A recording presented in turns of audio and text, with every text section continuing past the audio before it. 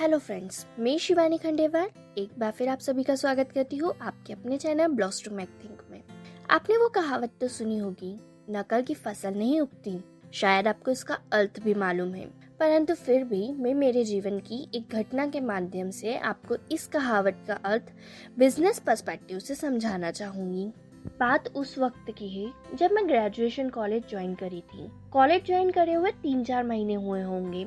उस समय कॉलेज में विभिन्न कंपनीज और इंस्टीट्यूट्स के रिप्रेजेंटेटिव्स आकर वर्कशॉप लिया करते थे ताकि हम लोगों को उनके ऑर्गेनाइजेशन का नॉलेज हो और ग्रेजुएशन कंप्लीट होने के बाद या ग्रेजुएशन के साथ में हम उनके ऑर्गेनाइजेशन से कोई कोर्स करें या किसी कंपनी से इंटर्नशिप करें। इन ऑर्गेनाइजेशंस में सबसे ज़्यादा वर्कशॉप लेने वाली ऑर्गेनाइजेशन थी CHH मेकर। हर 1-2 महीने में वहाँ से कोई ना कोई वर्कशॉप लेने के लिए ज़रूर आता था और उस वक्त जो स्टूडेंट्स अवेलेबल होते थे उन्हें वो वर्कशॉप अटेंड करनी होती थी। मैंने शुरू के 3-4 वर्कशॉप्स अटेंड किए। अलग अलग स्पीकर्स थे, परंतु हमेशा टॉपिक और PPT एक ही थी जिसका टाइटल था सक्सेस की सीढ़ियाँ। हमेशा सक्सेस की सेम डेफिनेशन होती थी और हर सीढ़ी के सेम पॉइंट्स होते थे और उन्हें एक्सप्लेन करने का एग्जाम्पल्स भी बिल्कुल सेम होते थे, परंतु भावशून्य तरीके से। इसीलिए वो वर्कशॉप हमेशा मुझे बोरिंग लगी। अब जैसा कि मैंने आपको बताया कि जब भी वर्कशॉप होती थी उस समय जितने स्टूडेंट्स मौजूद होते थे उन सब का वो वर्कशॉप अटेंड करना कंपलसरी होता था। अब एक बार संदीप अत्रे सर, जो कि CHH मेकर के डायरेक्टर थे, उन्होंने वर्कशॉप ली। जब वर्कशॉप शुरू होने वाली थी उसके पहले हम लोगों को यही लग रहा था जैसे अभी तक के सारे वर्कशॉप्स हमने अटेंड किए और वो बोरिंग थे, सेम आज भी होने वाला है। परंतु जैसे ही वर्कशॉप शुरू होने वाली थी वैसे ही हमें आश्चर्यचकित करते हुए अत्रे सर ने सबसे पहले हमें बताया कि वह बिना PPT के वर्कशॉप लेंगे, क्योंकि वर्कशॉप कम्युनिकेशन के थ्रू होगी और कम्युनिकेशन हमेशा 2 वे होता है, लाइक बातचीत करने के जैसा। तो उसमें PPT की क्या ज़रूरत। यानी कि जैसा ही वर्कशॉप शुरू हुआ हमें तो एक नया अनुभव मिला। जैसी बाकी सारी CHH मेकर की वर्कशॉप होती थी उससे अलग ये वर्कशॉप होने वाली है, ये हमें समझ में आ गया। आज भी वर्कशॉप का टॉपिक तो सेम ही था, सक्सेस की सीढ़ियाँ, और पॉइंट्स भी वही थे जो हमेशा से वर्कशॉप के रहे हैं। परंतु आज वही PPT से लटे लटाए पॉइंट्स नहीं थे और भावशून्य तरीके से कहने वाला व्यक्ति नहीं था। आज सर ने पूरी तरीके से सारे पॉइंट्स को अपने जीवन के वास्तविक किस्सों से जोड़कर हमें हर पॉइंट को समझाया।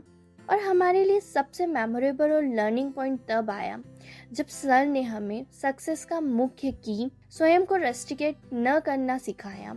यानी कि सक्सेस के लिए कुछ भी करने से खुद को कभी नहीं रोकना चाहिए, यह सिखाया। कैसे सिखाया वो मैं आपको बताती हूँ। जब भी कोई PPT इस पॉइंट को समझाती थी तब भी हमेशा फैकल्टी हमें एग्जाम्पल के तौर पर बताती थी कि यदि हमें किसी के पैरों के अंगूठों को छूना भी पड़े तो भी हमें संकोच नहीं करना चाहिए।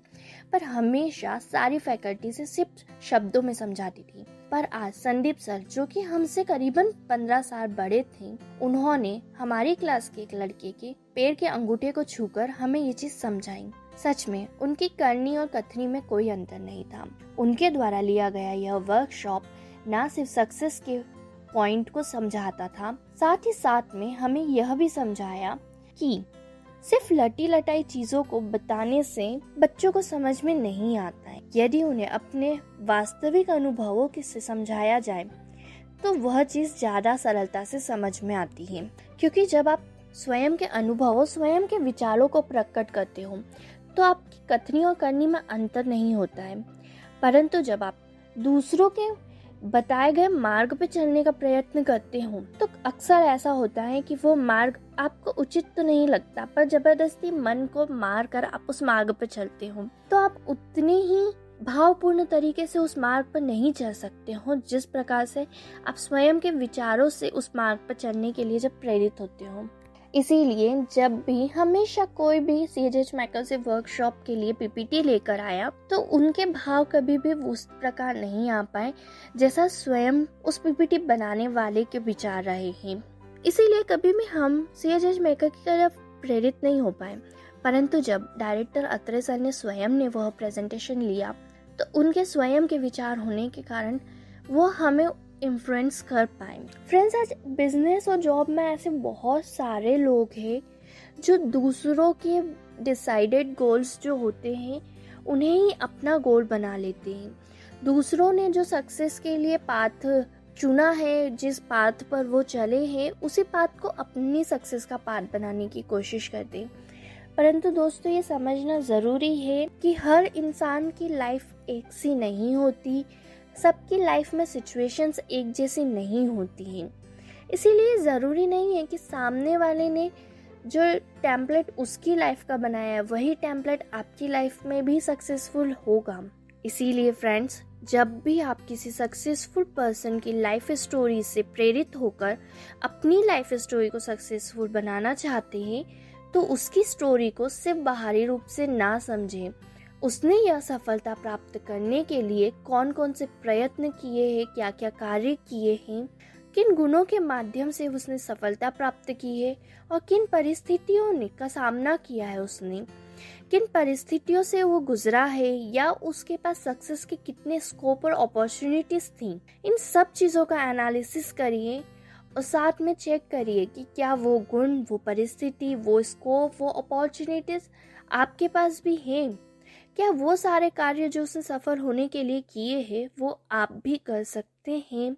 क्योंकि दोस्तों, एक बिजनेस को सक्सेस होने में बहुत टाइम लगता है और ज़रूरी नहीं है कि जिस टाइम पीरियड में जब वो सक्सेसफुल हुआ है उस समय जो स्कोप उस बिजनेस का था वही स्कोप आप जब उसकी लाइफ स्टोरी पढ़ रहे हो, सक्सेस स्टोरी सुन रहे हो, देख रहे हो, एनालिसिस कर रहे हो, उस समय भी वही स्कोप और अपॉर्चुनिटीज आपके मार्केट में हो। ये ज़रूरी नहीं है।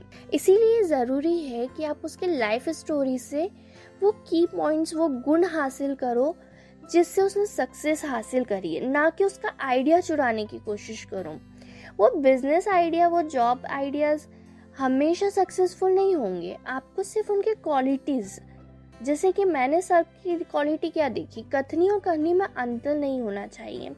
वैसे आप अपनी क्वालिटीज़ को देखो, ना कि वो क्या बिजनेस करता है या क्या जॉब करता है वो देखकर आप उसकी सक्सेस को अपनी सक्सेस बनाने की कोशिश करें। सक्सेस हमें गुणों से देखनी है, ना कि किस फील्ड में या किस प्रोजेक्ट के थ्रू सक्सेस मिली है उसे हमें देखना है। उम्मीद करती हूँ दोस्तों मेरा पॉइंट आपको समझ में आया हो।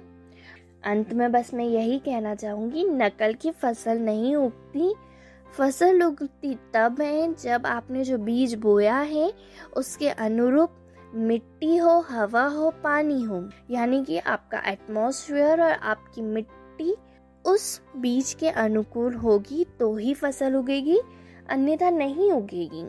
आपको आज का वीडियो कैसा लगा कमेंट में लिखिए। साथ ही अगर आपके कोई सुझाव है तो वो भी आप कमेंट में ज़रूर लिखिए। और अगर आपको हमारा वीडियो अच्छा लगा है तो इसे ज़रूर से लाइक शेयर करिए, और हमारे चैनल को सब्सक्राइब नहीं किया है तो अभी सब्सक्राइब करिए और नोटिफिकेशन के लिए बेल आइकन दबाइए। धन्यवाद।